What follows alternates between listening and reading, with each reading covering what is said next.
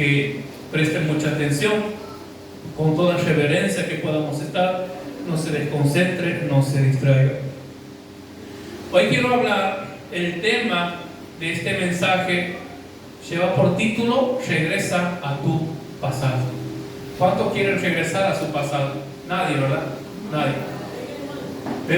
Pero sin embargo el Señor nos manda, el Señor nos pide, el Señor nos exige y nos ha dado un mandamiento, y es una orden del Señor que nosotros debemos y tenemos que regresar al pasado, porque va a traer bendición, porque va a traer fortaleza, va a traer crecimiento. Mira, hermano, esto creo que es la única situación o palabra de Dios, o mejor dicho, solamente a Dios le ha placido que nosotros, regresando a nuestro pasado, vamos a ser bendecidos, que regresando al pasado vamos a ser prosperados y vamos a ensancharnos espiritualmente. Siempre en estos últimos días escuchamos a personas que dicen: no veo la hora que pase este año, no veo la hora que termine este año y que comience el año 2024. Pero sin embargo, muchas personas, la gran mayoría, o gente que no conoce a Dios, tienen ese deseo, tienen esa esperanza, esa ilusión, pero lamentablemente termina el año, comienza el otro y las cosas no cambian. Y a veces, tristemente, no solamente ocurre fuera de la iglesia, sino que muchas veces pasa con personas o con cristianos que están dentro de la iglesia, que a veces deseamos un año nuevo, que pase el año, pero sin embargo terminamos un año, comienza el otro y las cosas siguen mal. Seguimos siendo lo mismo de siempre, seguimos estando estancados, seguimos sin poder avanzar, pero el Señor quiere que en esta noche nosotros podamos dar un paso hacia atrás, que podamos volver, que podamos regresar al pasado, para que el Señor pueda bendecirnos, para que el Señor pueda levantarnos, para que podamos ser personas de bendición, para que podamos ser instrumentos, para que podamos ser ese canal que muchas personas necesitan. Afuera hay un mundo desesperado, afuera hay un mundo sin esperanza, afuera hay personas con una vida sin sentido, y Dios quiere usarnos, Dios quiere levantarnos, para que nosotros podamos ser personas llenas de fruto del Espíritu Santo, para que nosotros podamos ser personas llenas de gracia, llenas de amor, llenas de sabiduría, llenas del Espíritu Santo, para que esas personas puedan ver en nosotros los frutos del Espíritu Santo y puedan venir a nosotros, no que escapen de nosotros, no que nos eviten, no que quieran, no que digan: yo con este no quiero saber nada porque es el mismo de siempre, sino que ellos puedan encontrar esa paz en nosotros. Amén. Pero para esto debemos regresar al pasado. Libro del Apocalipsis. Antes de entrar al tema, voy a leer este versículo como para poner un poco en contexto de en lo que va a consistir el mensaje. Libro del Apocalipsis, capítulo 1, versículo 19. Muchas veces, hermanos, cuando nosotros estamos leyendo la Biblia, o mejor dicho, cuando nosotros hablamos o queremos ir al libro del Apocalipsis, nosotros directamente entendemos de revelaciones futuras, nosotros entendemos de profecía futura o de cosas, acontecimientos o sucesos que todavía no se han cumplido. Muchas veces es la perspectiva que nosotros tenemos de Apocalipsis. Cuando hablamos de Apocalipsis, automáticamente lo relacionamos con cosas del futuro, con cosas que no se han cumplido, con juicio, con plaga, con peste, con guerra, con muchísimas cosas. Pero sin embargo, el libro de Apocalipsis, capítulo 1, versículo 19, cuando el Señor habla al apóstol Juan, le dice: escribe, escucha esto, las cosas que has visto, las que son y las cosas que han de ser después de esta. Hay 3 puntos. Dice: escribe las cosas que viste. Segundo lugar, escribe las cosas que son y las cosas que han de venir. En primer lugar dice: escribe las cosas que viste. Hace referencia a toda la revelación que el apóstol Juan ha recibido de parte del Señor del libro de Apocalipsis. En primer lugar, las cosas que has visto. En segundo lugar, las cosas que son.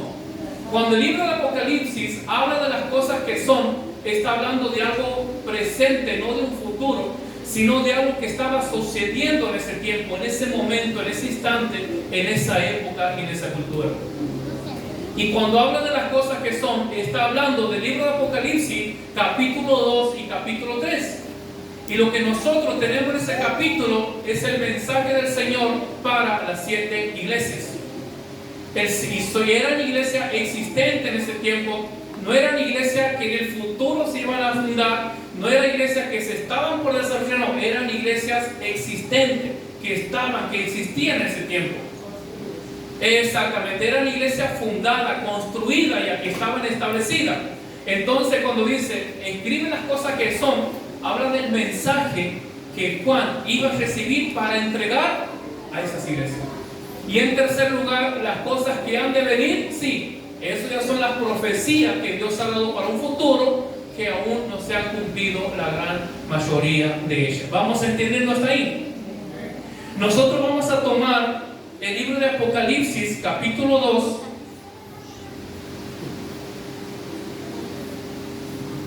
Libro de Apocalipsis, capítulo 2, versículo 1. Las cosas que son. Y una de esas cosas que era un mensaje para esta primera iglesia, que es la que vamos a estar desarrollando. Apocalipsis, capítulo 2, versículo 1, dice mensaje a las 7 iglesias. El primer mensaje que el Señor envía es a la iglesia en Éfeso.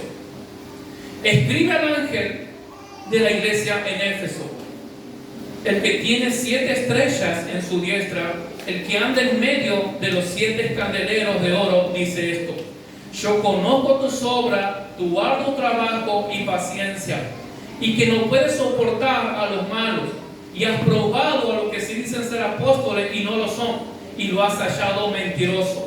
Has sufrido, has tenido paciencia, has trabajado arduamente por amor de mi nombre y no has desmayado. Pero tengo contra ti que has dejado tu primer amor. Recuerda por tanto, dice el Señor, de dónde has caído, y arrepiéntete y haz las primeras obras. Pues si no, vendré pronto a ti, quitaré tu candelero de su lugar si no te hubieres arrepentido. Pero tienes esto, que aborreces las obras de los nicolaitas, las cuales yo también aborrezco. El que tiene oído, oiga lo que el Espíritu dice a las iglesias. Al que venciere, le daré a comer del árbol de la vida, el cual está en medio del paraíso de Dios. Nosotros vemos este mensaje que Dios da a la iglesia de Éfeso. Y en este mensaje el Señor corrige a la iglesia, el Señor anima a la iglesia y el Señor enseña a la iglesia. El Señor los corrige, los exhorta, los anima y también les enseña. Les enseña de qué forma, de qué manera ellos van a ser una iglesia de influencia. De qué manera ellos van a ser una iglesia ejemplar para este mundo. Y también el Señor los exhorta, los corrige y les enseña con un fin. Con el fin que ellos puedan estar preparados. Con el fin que ellos puedan estar listos para las cosas que habrían de venir. Si nosotros prestamos atención, el mensaje a las 7 iglesias, o mejor dicho, lo primero que el Señor Jesús da a Juan, no son las revelaciones de las profecías del futuro, del milenio, de los sellos, no. Lo primero que Dios revela al apóstol Juan es el mensaje a las 7 iglesias. Una vez que el Señor ha dado el mensaje a las 7 iglesias, recién trae las revelaciones de las profecías futuras para el apóstol Juan. Ahora, ¿por qué sucede esto? El propósito por el cual el Señor primero da el mensaje a la iglesia es porque el juicio del Señor va a comenzar por su pueblo. Porque el juicio del Señor va a comenzar por la iglesia. No va a comenzar por el mundo. No va a comenzar por las personas que no tienen a Dios, sino que el juicio de Dios va a comenzar por nosotros. Por eso que Dios primero advierte a la iglesia, los exhorta, les enseña, les anima. ¿Para qué? Con el fin que puedan estar preparados, para que puedan estar listos para los juicios que han de venir sobre la tierra. Si nosotros vemos en Primera de Pedro, capítulo 1, versículo 4, Primera de Pedro, capítulo 4, versículo 17. Dice el apóstol, porque es tiempo de que el juicio comience por la casa de Dios. Y si primero comienza por nosotros, ¿cuál será el fin de aquellos que no obedecen al Evangelio? Cuando el apóstol Pedro está hablando de juicio, no está hablando de la segunda venida de Cristo y no está hablando de condenación para la iglesia. No está haciendo referencia a que vamos a ser condenados, no está haciendo referencia a que vamos a perder nuestra salvación, sino que del juicio del cual el apóstol Pedro habla es de la santidad, de la santificación, de la pureza que el Señor lleva a cabo obrando en nuestras vidas para limpiarnos, para santificarnos cada día, para purificarnos cada día, para que cada día podamos estar más apartados del pecado, para que cada día podamos agradar con una vida más santa delante de la presencia del Señor. A eso hace referencia el apóstol Pablo, en 1 Corintios capítulo 1, capítulo 11, versículo 32. 1 Corintios capítulo 11, versículo 32. Dice, mas siendo juzgado, dice Pablo, somos castigados por el Señor. ¿Para qué? Para que no seamos condenados juntamente con el mundo. La corrección, la enseñanza, la exhortación del Señor es para que nosotros podamos santificarnos. Es para que nosotros podamos ordenar nuestra vida delante del Señor. Para que no tengamos una vida desordenada como si fuésemos personas que no conocemos las cosas de Dios. Sino para que podamos caminar en santidad, para que podamos caminar en pureza y para que podamos tener una vida que a Dios le agrade. ¿Para qué dice Pablo? Para que no seamos condenados como va a ser condenado el mundo. La iglesia de Éfeso, de la cual vamos a hablar esta noche, ha tenido muchísimos privilegios espirituales. En primer lugar, la iglesia de Éfeso ha sido fundada por el apóstol Pablo. El apóstol Pablo por más de 2 años estuvo ministrando, enseñando en aquella iglesia.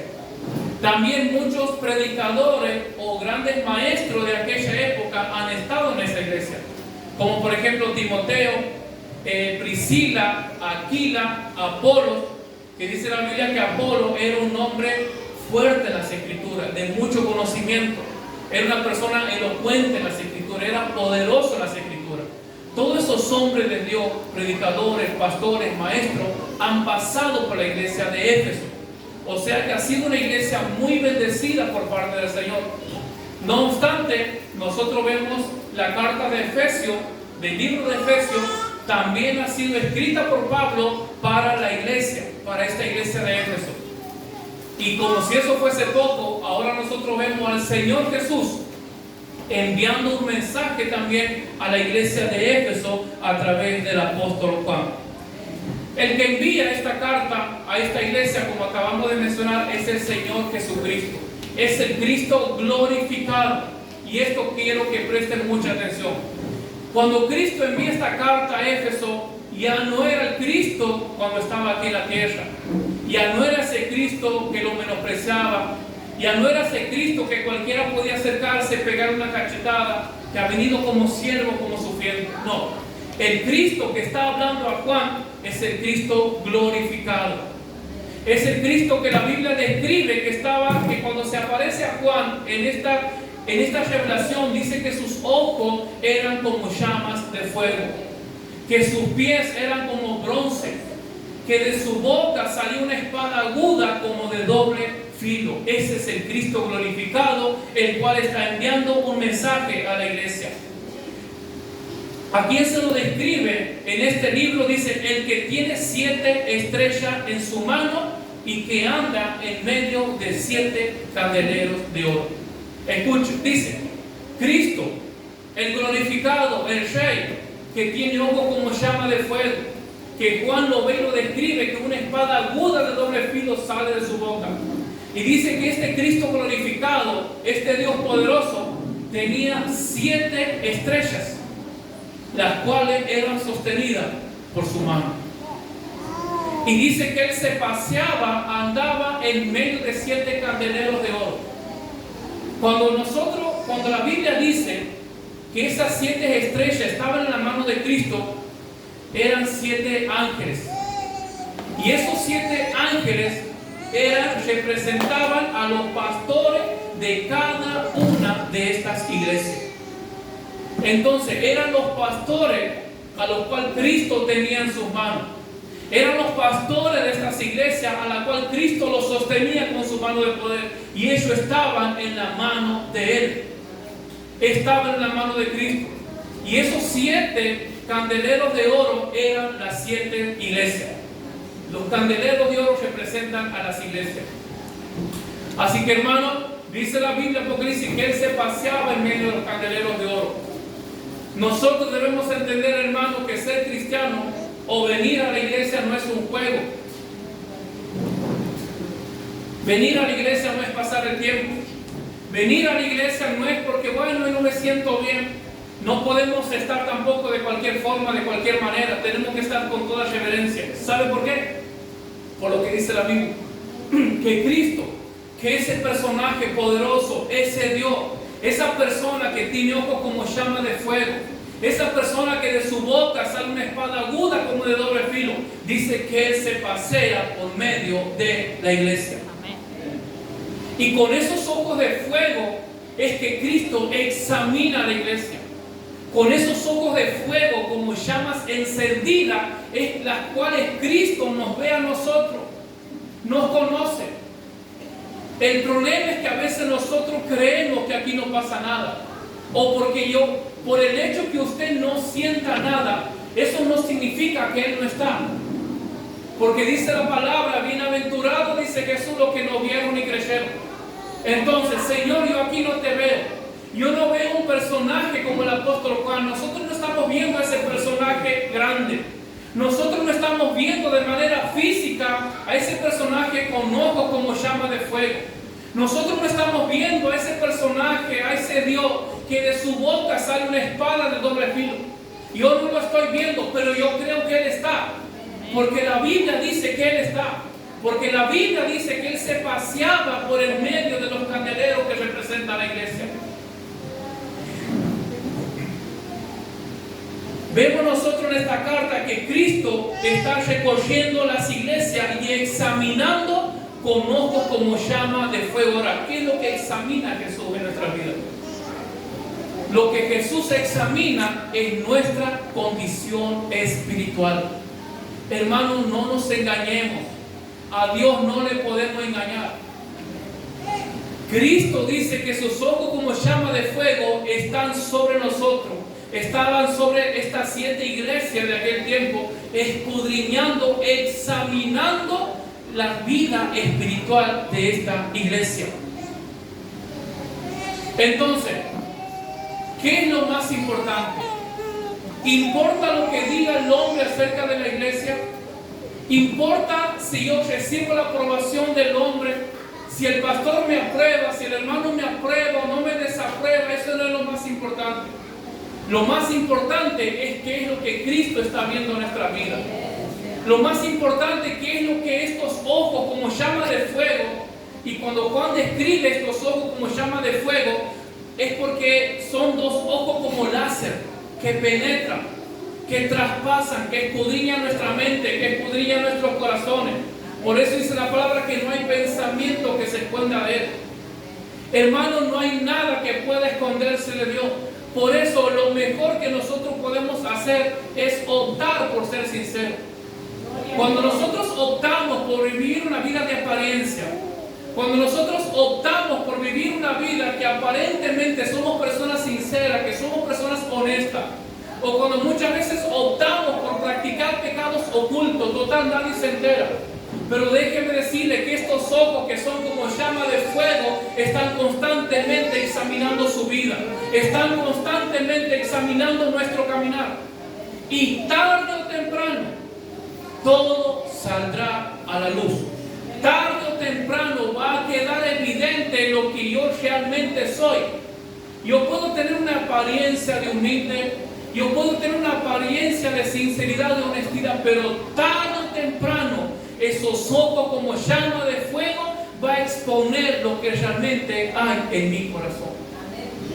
Por eso, hermano, lo mejor es ser sincero. Amén. Voy a seguir tocando un poco más profundo más adelante.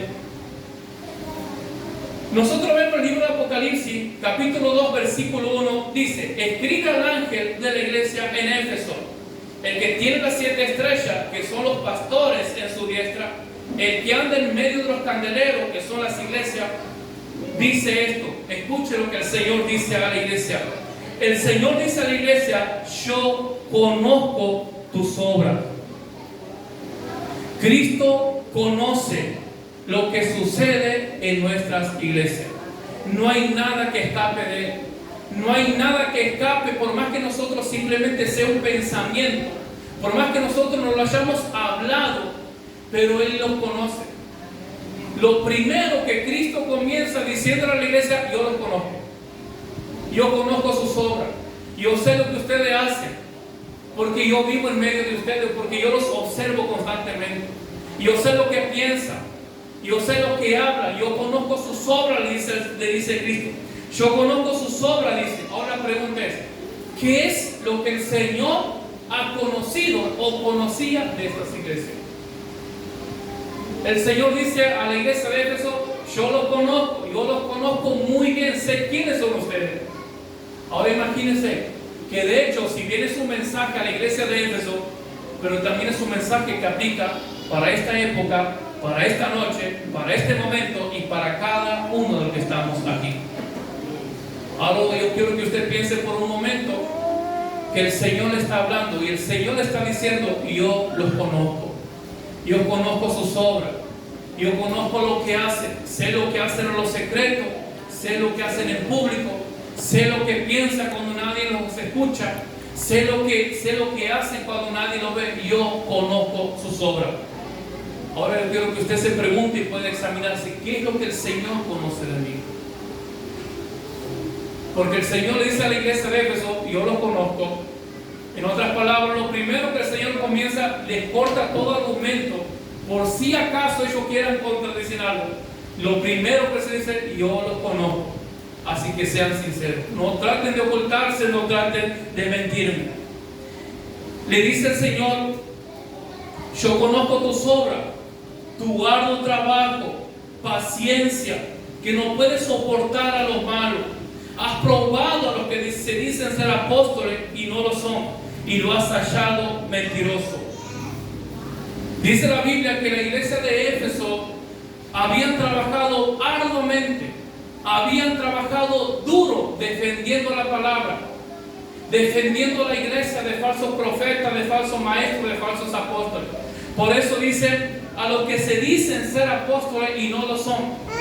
La iglesia de Éfeso, a través de la palabra enseñada por Pablo y por el discernimiento espiritual, ellos han podido comprobar que aquellas personas que habían aparecido en la iglesia, que se identificaban como apóstoles, ellos lo han podido desenmascarar y han podido darse cuenta que eran falsos. Por eso Pablo dice en 1 Tesalonicenses capítulo 5 versículo 20, dice Pablo: no menosprecien las profecías, examínenlo todo. Y eso es lo que la iglesia de Éfeso había hecho. Y el Señor comienza halagándolos, el Señor comienza, si se quiere, alabándolos por las buenas obras que tenían. Y no eran cualquier cosa. Habían defendido la palabra, habían defendido la verdad, habían desenmascarado a falsos apóstoles, a falsos pastores y a falsos maestros, defendiendo la palabra del Señor. En segundo lugar, el Señor dice: has sufrido y has tenido paciencia y has trabajado arduamente por amor de mi nombre y no has desmayado. Hermano, desde que se ha creado la iglesia de Éfeso hasta el día en el cual el Señor le manda este mensaje, han transcurrido alrededor de 40 años o más. Por 40 años la iglesia de Éfeso había defendido la palabra de Dios. Por 40 años la iglesia de Éfeso habían desarrollado una iglesia ejemplar. Por 40 años ellos habían defendido la verdad, habían defendido la sana doctrina. Y Cristo los alaba por una virtud. ¿Cuál es la virtud? que Cristo reconoce de esta iglesia? Fidelidad. Lo que Cristo reconoce de estas iglesias es una virtud, era el odio que ellos tenían. Esa era una virtud. Porque nosotros vemos más adelante y Jesús le dice, pero ustedes dicen, aborrecen las obras de los nicolaitas, las cuales yo también aborrezco. En otras palabras, Jesús está diciendo, ustedes odian lo que yo odio. Ustedes odian las obras de los nicolaitas, las cuales yo también los odio, yo también los aborrezco. Entonces, podemos decir que hay situaciones o hay momentos en los cuales se nos permite odiar. Claro que sí. ¿Cuál sería ese límite? Nosotros debemos odiar, debemos aborrecer lo que Dios aborrece. Nosotros debemos odiar lo que Dios odia. Nosotros debemos menospreciar lo que Dios menosprecia.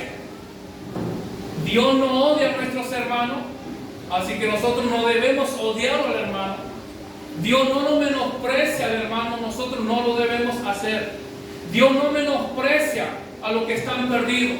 Dios no menosprecia a aquellos que están lejos de Él.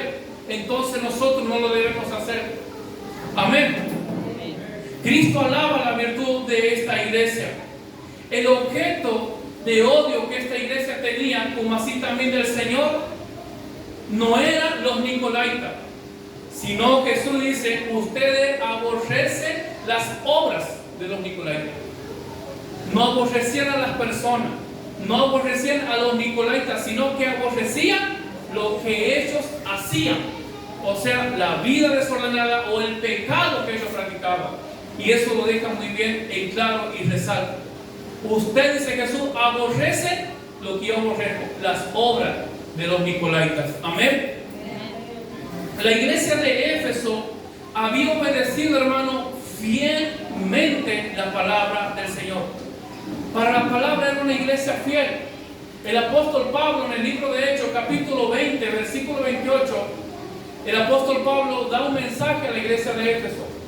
Y Pablo, hablando a los ancianos y a los pastores de la iglesia, Pablo le dice, mirad por vosotros y por el rebaño, sobre el cual el Espíritu Santo los ha puesto por obispo, para apacentar la iglesia que Él ha comprado por su propia sangre.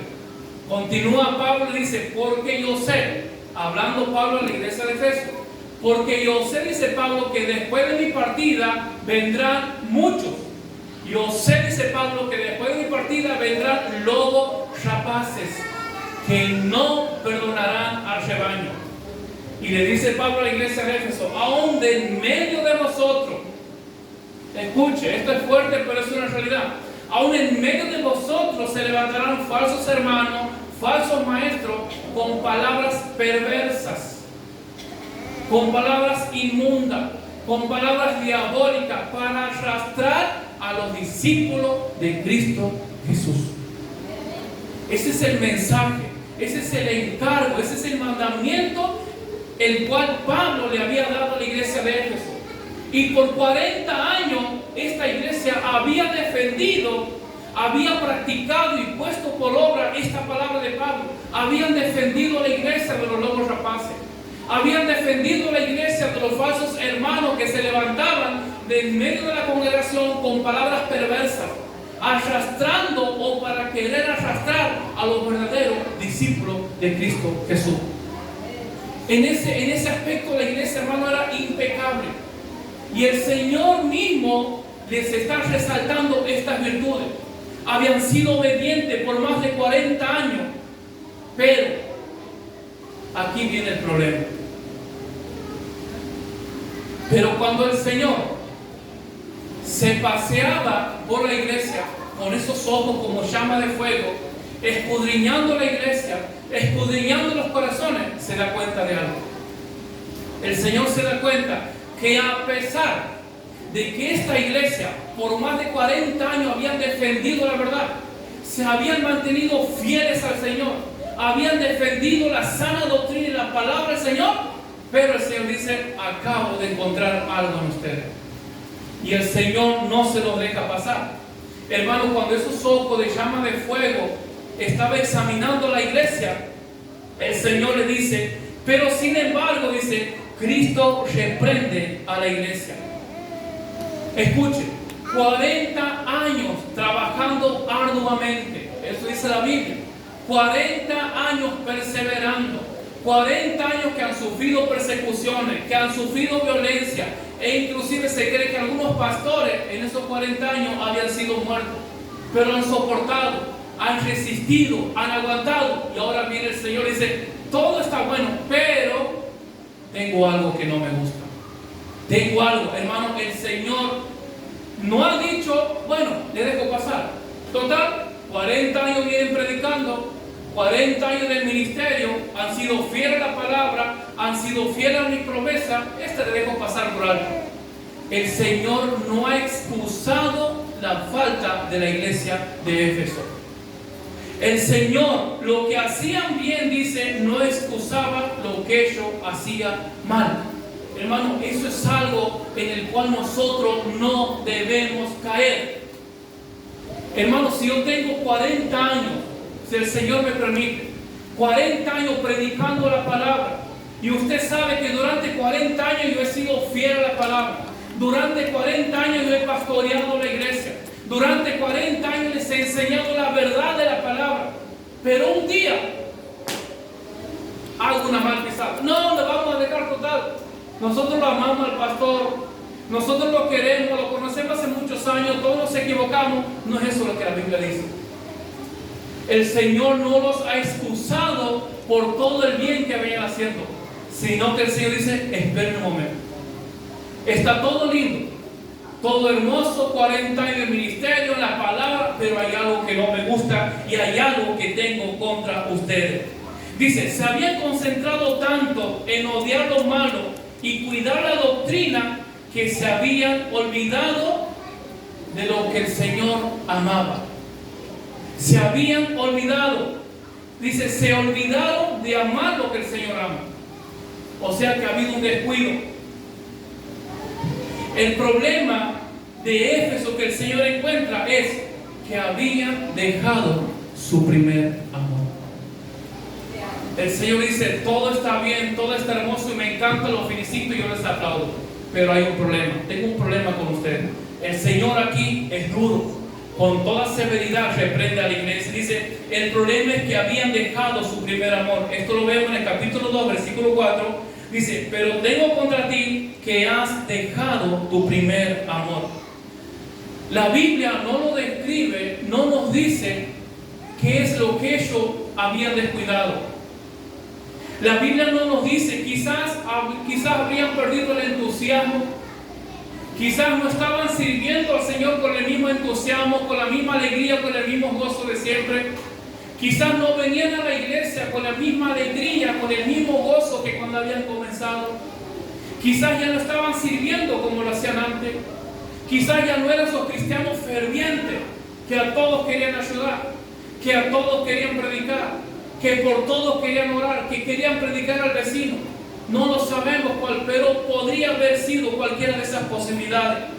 Quizás en esos 40 años que han pasado, a lo mejor la primera generación ya había muerto.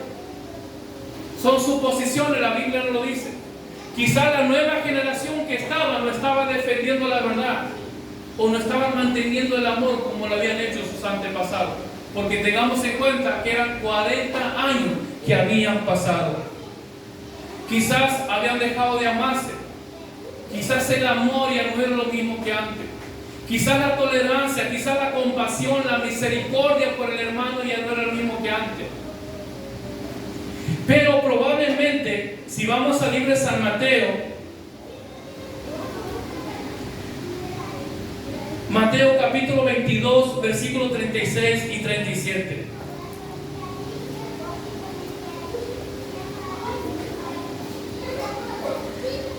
Dice, maestro, le preguntan a Jesús, ¿cuál es el gran mandamiento en la ley? Jesús le dijo, amarás al Señor tu Dios con todo tu corazón, con toda tu alma y con toda tu mente. Hermano, el problema de la iglesia de Éfeso no es que habían dejado de amar. sino que habían dejado su primer amor, que es muy diferente.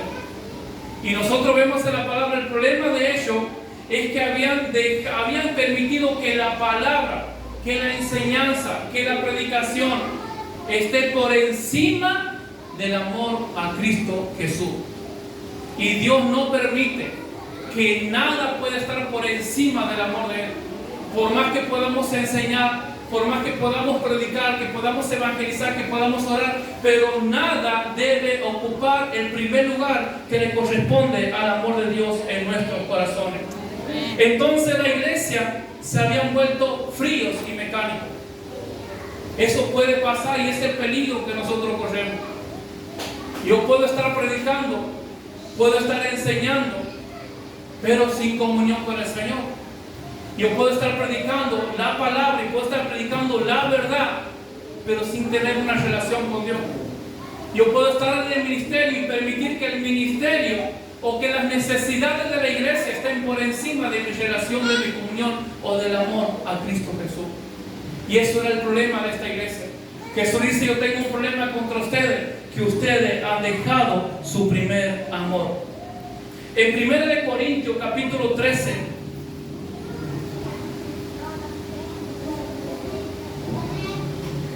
esta iglesia de Éfeso habían hecho tanto énfasis en la palabra, se habían enfocado tanto en la enseñanza, se habían enfocado tanto en defender la verdad, en cuidar la iglesia de los falsos profetas, de los falsos maestros, y se habían olvidado del amor al Señor y del amor a los hermanos. Y el apóstol Pablo en 1 Corintios capítulo 13, Pablo dice: ¿de qué me sirve si yo hablo lenguas humanas, angelicales, si yo profetizo, si yo doy mis bienes a los pobres? No me sirve de nada si no tengo amor. Hermano, y ese es un peligro en el cual nosotros estamos corriendo de caer. Cuando un ministro o cuando un hermano pierde el foco del amor, se vuelve monótono, nos volvemos distantes, nos volvemos fríos. Ya no nos interesa la necesidad del hermano. Ya no nos interesa si el hermano viene o no viene. Ya no me interesa si el hermano está triste, está mal o está angustiado.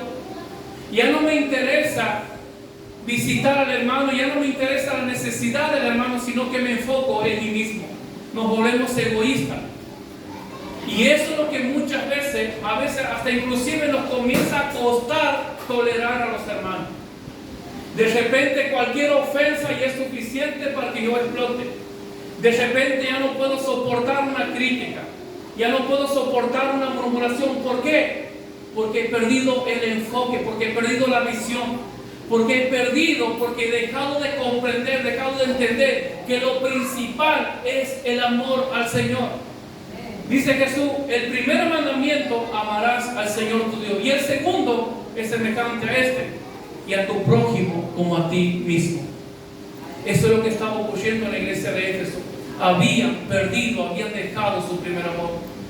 Ahora la Biblia no nos dice qué era por qué motivo ellos habían descuidado esto. Pero yo quiero, hermano, que en esta noche podamos pensar, podamos meditar y podamos examinarnos a nosotros mismos. ¿Cómo estamos delante del Señor? ¿Somos esas personas? ¿Somos lo mismo de cuando hemos comenzado al principio? ¿Tenemos ese mismo gozo? ¿Tenemos esa misma alegría de querer servir al Señor, de querer hacer todo para la iglesia? ¿Tenemos ese mismo amor de querer predicar, de querer evangelizar, que Dios me use, que Dios me levante? ¿O acaso estamos aquí por obligación? ¿O acaso venimos por cumplimiento? Hasta inclusive yo puedo caer en eso. Porque yo puedo predicar, puedo enseñar la palabra, pero sin tener amor ni compasión por nadie. Yo puedo predicar sin orar. Puedo estar enseñando la palabra sin tener una vida de oración y de comunión con el Señor. Pero eso se ve por los frutos.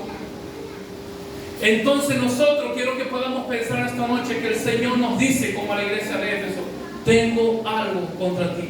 Perseveras, están los miércoles, están los viernes, están los domingos, no faltas a los servicios, pero tengo algo contra ti, que has dejado tu primer amor.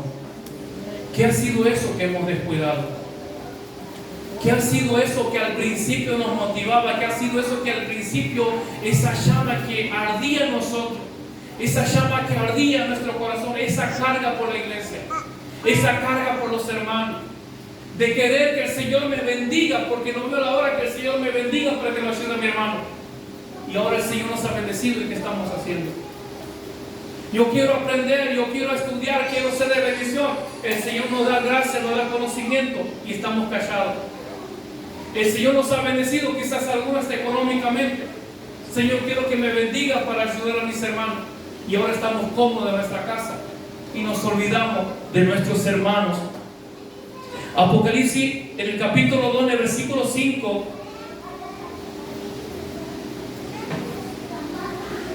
dice: recuerda por tanto de dónde has caído y arrepiéntete y haz las primeras obras. Si no, vendré pronto a ti y quitaré tu candelero de su lugar, si no te hubieres arrepentido. El Señor aquí a la iglesia los está llamando al arrepentimiento. Tenga presente, hermano, por favor, que estamos hablando de una iglesia bíblica.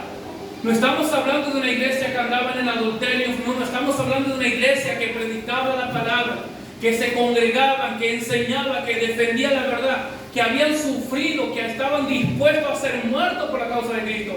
Pero el Señor nos está llamando a que se arrepienta.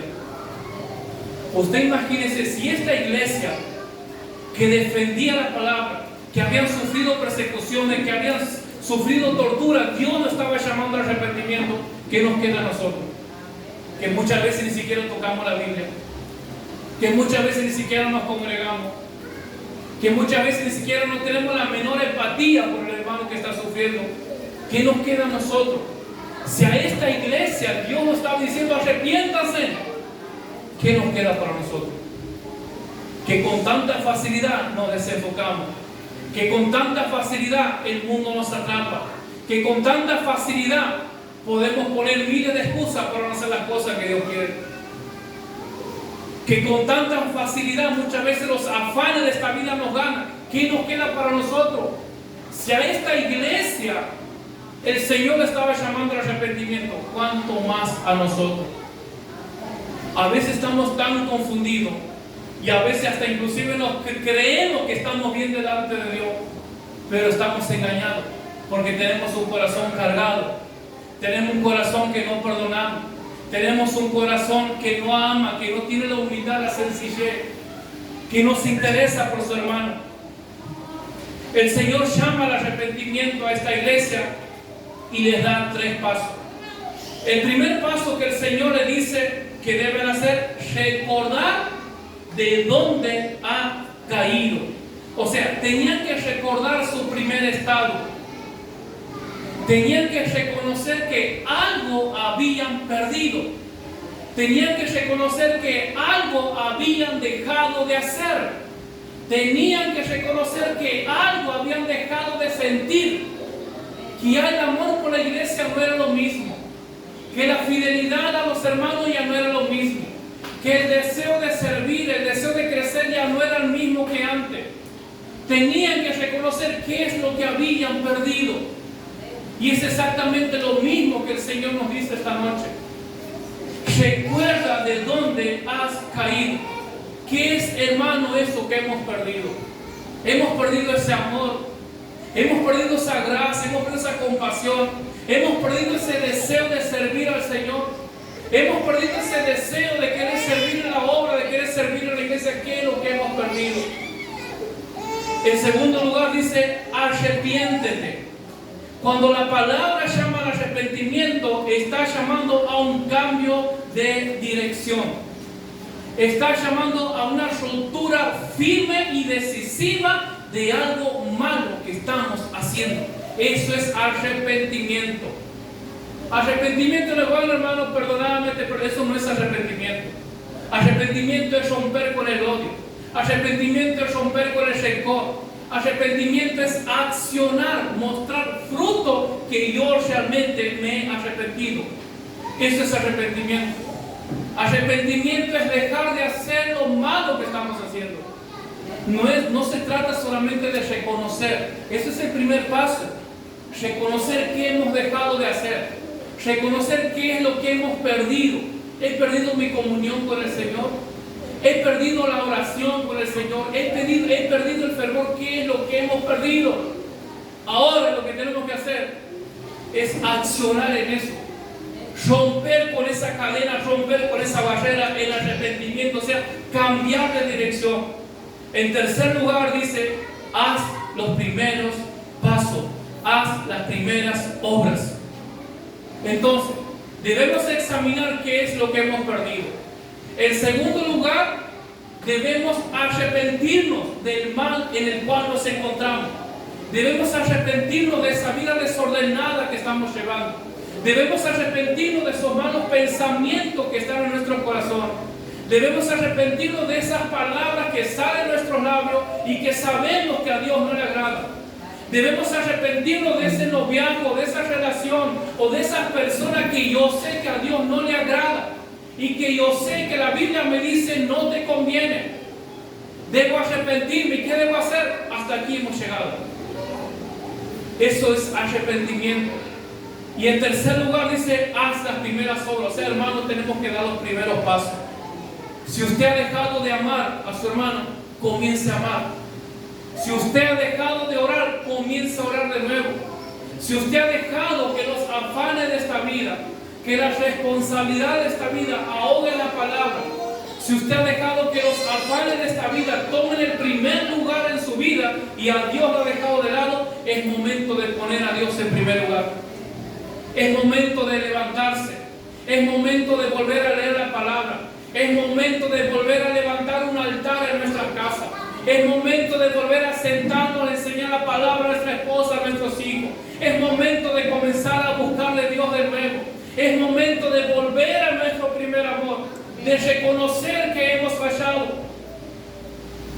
Dice, si no vendré pronto sobre ti y quitaré tu candelero de su lugar. Pero ¿cómo es eso? ¿Cómo es posible? Escuche, esta iglesia 40 años sirviendo al Señor. Y el Señor mismo dice, ustedes han sido fieles, ustedes han permanecido, ustedes han sido obedientes. Y el Señor mismo les aplaudía. Pero dice, si ustedes no se arrepienten, yo los voy a destruir. Así es. Si ustedes no se arrepienten, yo voy a venir sobre ustedes y yo voy a traer juicio. Yo voy a venir sobre ustedes y voy a quitar el candelero de su lugar. Y cuando habla del candelero aquí, habla de la presencia de Dios. Habla de la presencia de Cristo, que Él se va a apartar, que Él los iba a dejar solo. Y aunque continúe con el cartel de iglesia, pero la presencia de Dios se iba a apartar. Hermanos, con Dios no se juega. Dice, si no vendré pronto sobre ti y quitaré tu candelero de su lugar. ¿Cuántas iglesias? Yo creo que muchos hemos conocido iglesias que han sido fieles a la palabra. Hay muchas iglesias que han sido fieles a Dios durante muchos años, pero de repente han desaparecido, han cerrado sus puertas. Ahora donde era iglesia ya son boliches, ya son bailables. Ahora donde antes se alababa a Dios, ahora hay juegos, hay prostíbulos. Eso está pasando alrededor del mundo. ¿Cuántas personas fieles a Dios que usted dice, pero yo le he conocido a este hombre, yo le he conocido a esta mujer, qué hombre, qué mujer de Dios, cómo predicaba, cómo oraba, cómo enseñaba la palabra, y ahora ya no está. Ahora está lejos de Dios. ¿Qué ha pasado? Se pregunta uno. Y lo que ha pasado es que han dejado su primer amor. Hermano, con Dios no se juega. Nosotros a veces tenemos esa imagen de ese Cristo sufriente, de ese Cristo siervo, pobrecito. No. Ahora tenemos a un Cristo glorificado. Ahora tenemos a un Cristo que va a traer juicio sobre nuestra vida si no nos arrepentimos. Ahora tenemos a un Cristo que va a traer juicio sobre nuestra vida si no dejamos la vida de pecado. Si no soltamos esas personas que no me suman. Esa persona que lo único que va a hacer es apartarme de Dios. Esa persona que lo único que va a hacer es arrastrarme más al mundo. Esa persona que lo único que va a hacer es arrastrarme a la inmundicia de la cual un día Dios me ha sacado. Dios dice, tienes que arrepentirte. Está bien todo lo que has hecho estos años. Está bien todo lo que has predicado, todo lo que está bien. Pero eso no es ninguna seguridad ni ninguna garantía si decidimos permanecer en una vida de desobediencia. Si decidimos permanecer en una vida que a Dios no le agrada. En el versículo 7 del capítulo 2 dice: el que tiene oído, oiga lo que el Espíritu dice a las iglesias. Esta palabra, el que tiene oído para oír, oiga, es una palabra que Dios le dice a todas, a las 7 iglesias, les dice exactamente lo mismo. El que tiene oído para oír, oiga lo que el Espíritu dice a las iglesias. Hermano, es tiempo de prestar atención a Dios. Es tiempo de escuchar la voz de Dios. Muchas veces venimos un domingo y la palabra nos habla. Y decimos, hoy la palabra ha sido para mí. Pero viene el próximo domingo y resulta que la palabra te sigue hablando lo mismo. ¿Pero hasta cuándo? Resulta que comenzamos el año y terminamos el año y la palabra todos los domingos nos habla, nos dice lo mismo. Y creemos que con Dios podemos jugar. Y muchas veces celebramos, la palabra ha sido para mí, sí, pero ¿qué vas a hacer ahora?